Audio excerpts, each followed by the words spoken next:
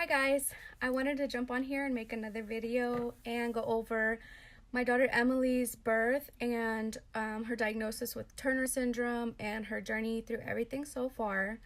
And I just wanted to kind of update with all of that, with also a little bit of facts that I know. I don't know everything, but let's rewind a little bit to 2016. I had just had my son Eli December of 2016.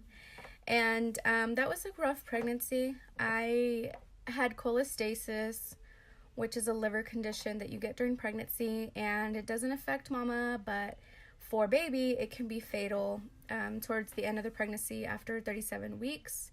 So we had to deliver him early, and the symptoms for that is really hard. It was extreme itching everywhere, hands and feet, everywhere. I was exhausted, to say the least. Rash associated with it.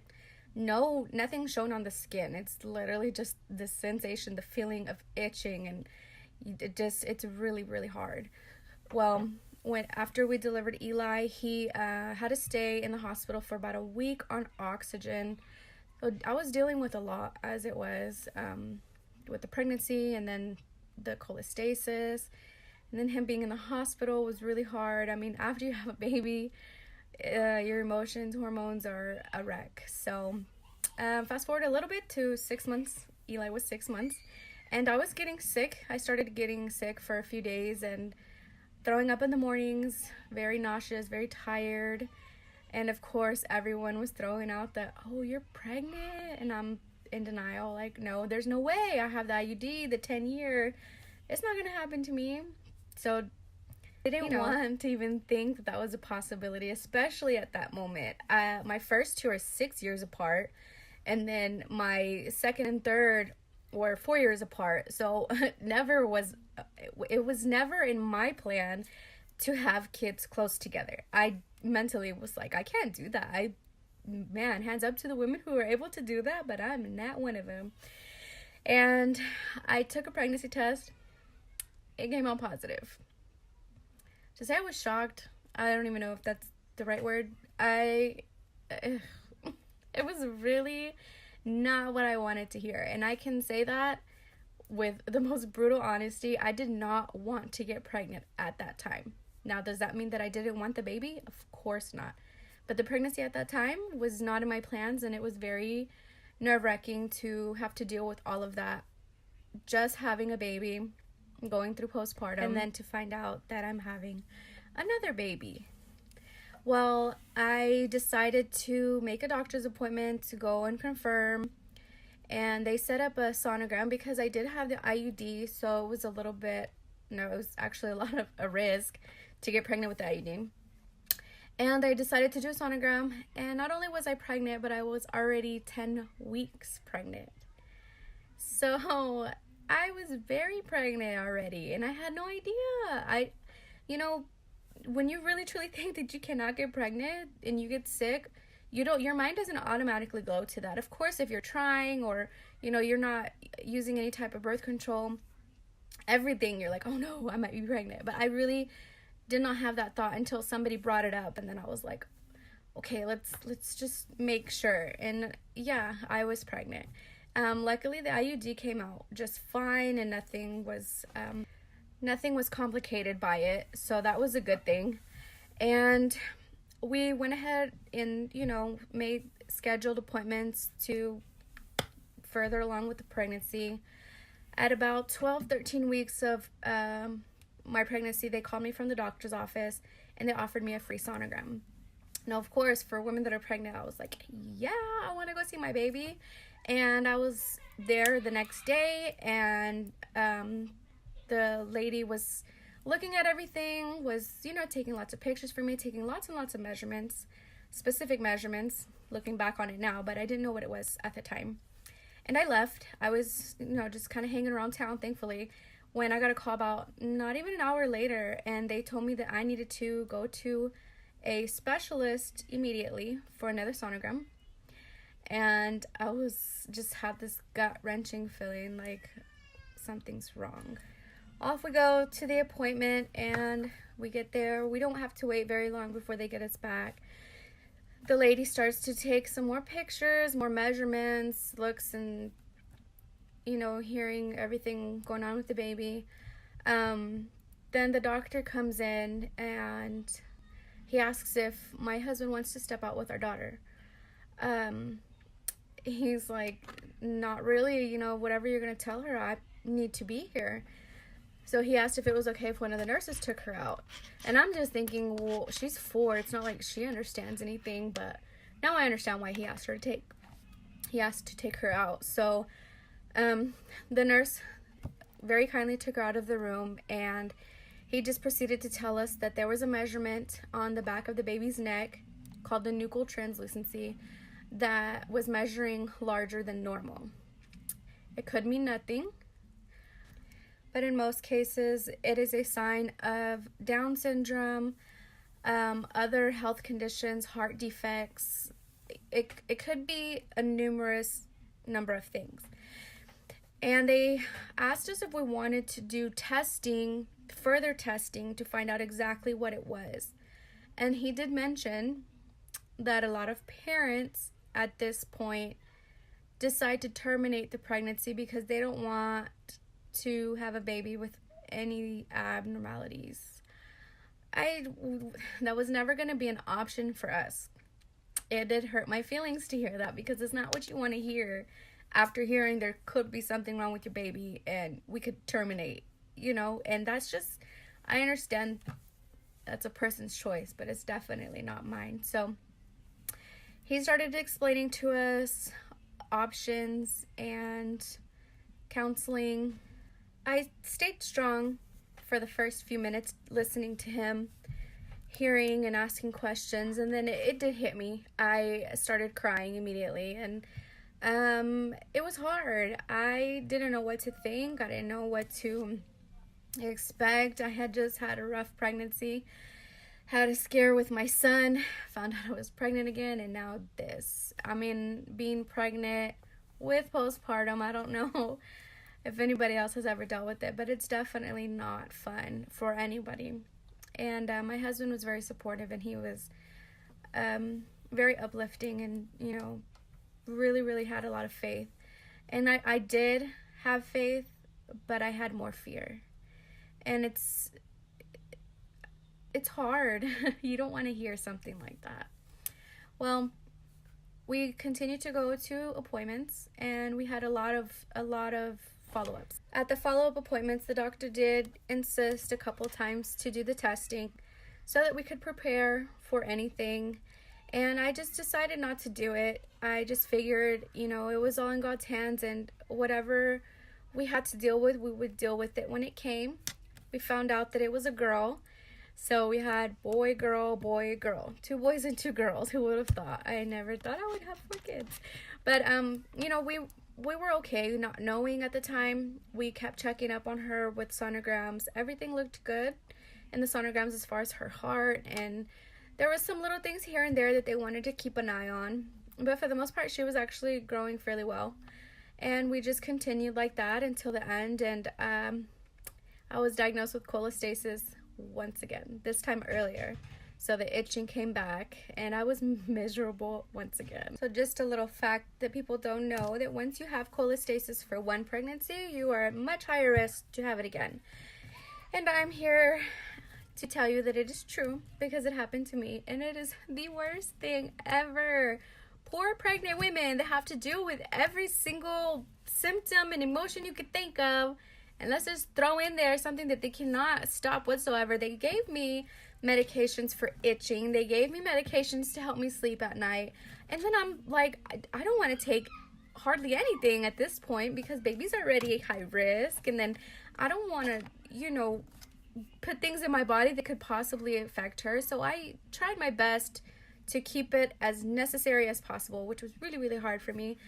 But I did it, and we had to deliver her even earlier because she was at higher risk. So we delivered Emily at 36 weeks, and it was the scariest moment and the happiest. I remember waiting to hear the cry like I did with the other 3, and it was just as beautiful as the first 3 times.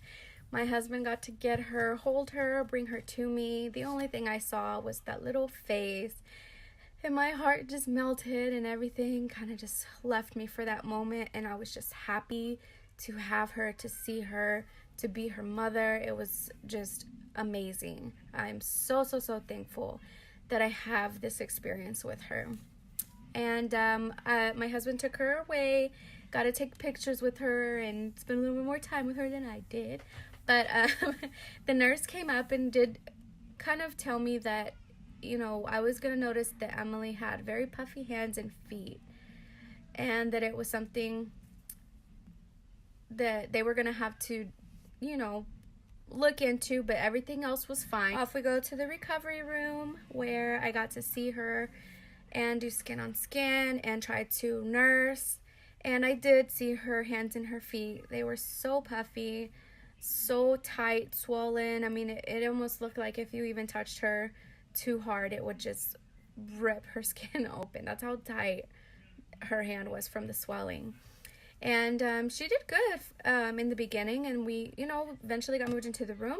Her pediatrician came by to see her, and he very politely, very nicely, very calmly was like, well, we're going to look into, you know, the puffiness, and we'll take some tests and send them in, and we'll know in a couple of weeks. So just take care and rest up and don't worry. And of course, you say that to somebody, but I love to worry.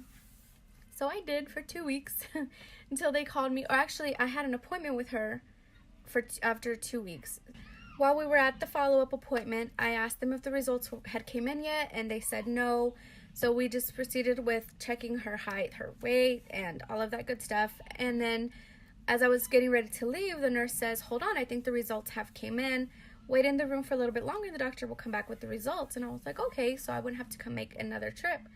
And he came back into the room, and he brought another doctor with him. And I just felt this, I don't know how to explain it, just this wave of emotion come over me. I was like, he's fixing to tell me something that I'm not ready to hear. And he said that her results came back positive for Turner syndrome. Now, not knowing what Turner syndrome is, your mind is just going a million miles a minute, and you're kind of thinking the worst. And I was so sad, so heartbroken, thinking of worst case scenarios. You know, is she gonna grow normally? Is she gonna have mental problems? Is it something that, you know, we're gonna be able to help her with? I felt helpless as well. And I wasn't ready to hear it, but I also had already researched and also kind of had an idea that this is what she had.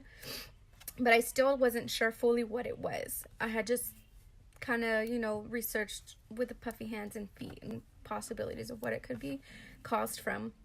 And he proceeded to tell me that Turner syndrome is something that affects girls, and it is very rare. There's about 200,000 cases, I believe. And it is basically a genetic disorder. In things like Down syndrome, you deal with having extra chromosomes. With Turner syndrome, they're missing a chromosome. So she has 45. Quick interruption here. Told you I would always have probably a kid in my hands. This is Emily Grace, by the way, who is 10 months now. So to continue with the story, Turner syndrome is a missing chromosome, and it's a genetic disorder. She has 45 chromosomes instead of 46. So she has classic Turner syndrome. There's different types, but to get in more details of that, I don't know everything, so I don't want to go too far into detail with it. But it basically will affect things like hormones, her height. She probably will not go through puberty on her own. She will probably need growth hormones. She does have a horseshoe-shaped kidney, no heart problems conditions so far, and she's gonna have very short stature. That is another thing with Turner syndrome, is short stature, which I'm 5 foot. Girlfriend didn't have a choice with that one as it is. She was gonna be tiny like me anyway. So we have lots of appointments that we will have to continue to take her to, specialists to see, endocrinology, nephrology, geneticist, cardiologist, and these are just preventative things because she is at higher risk. Turner syndrome makes the girls higher risk for a lot of things. Doesn't mean that it will happen, it just means that they're higher risk than an average person. So for preventative reasons, they will be seen at least every year, every 6 months, to certain specialists just to check on things, because anything that could come up is not, there's no cure for Turner syndrome, but there's treatments for things that are caused by it. So if there's something that comes up, there's something that we could possibly help her with if we catch it in time. So it's just a lot of preventative care. And she was in a helmet. She had it for about 3 months, and it was because she had moderate to severe misshapen head, and that was caused by stiffness in her neck, because she also had, or she still has, torticollis, and it's just a stiffness in her neck. Now, another thing with Turner syndrome, another symptom that they have is a wide or webbed neck. So they will have a thick neck. Hers is not webbed. It was slightly thicker in the beginning. She had extra skin when she was born, and it looked a little bit thicker. She has a shorter neck, and for that reason, it caused stiffness on one side for her. So she was always sleeping on one side, wouldn't have a lot of mobility in her head. So her head started getting a little bit misshapen, and a part of it was, I think, because of the Turner syndrome. And she had the helmet for 6 months, and she finally graduated out of it, and her head looks much better. Not the hair. Sorry, not 6 months, 3 months. I said that at first. Yeah, we had to shave some of her hair, cut it. All of this had to be cleaned up. And this is still what she has after all of that. All my babies have a lot of hair. All of them had lots of luscious, beautiful hair with, I don't know what it is in there. Yes. Can you say hi? Can you say hi? Hi, Mama. Say hi, everybody. Yeah, she loves to smile. Emily, can you smile? Can you smile for the camera? She's mobile now. She's starting to crawl everywhere. She's sitting up on her own. She's super tiny. She's 10 months and she still fits into 3 to 6 month clothes. We're working on 6 to 9 month clothes now.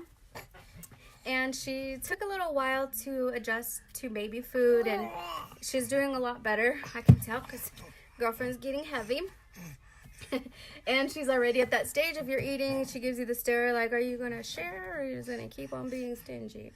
But we are doing good with her. She's going to therapy for her neck because she still has a slight tilt.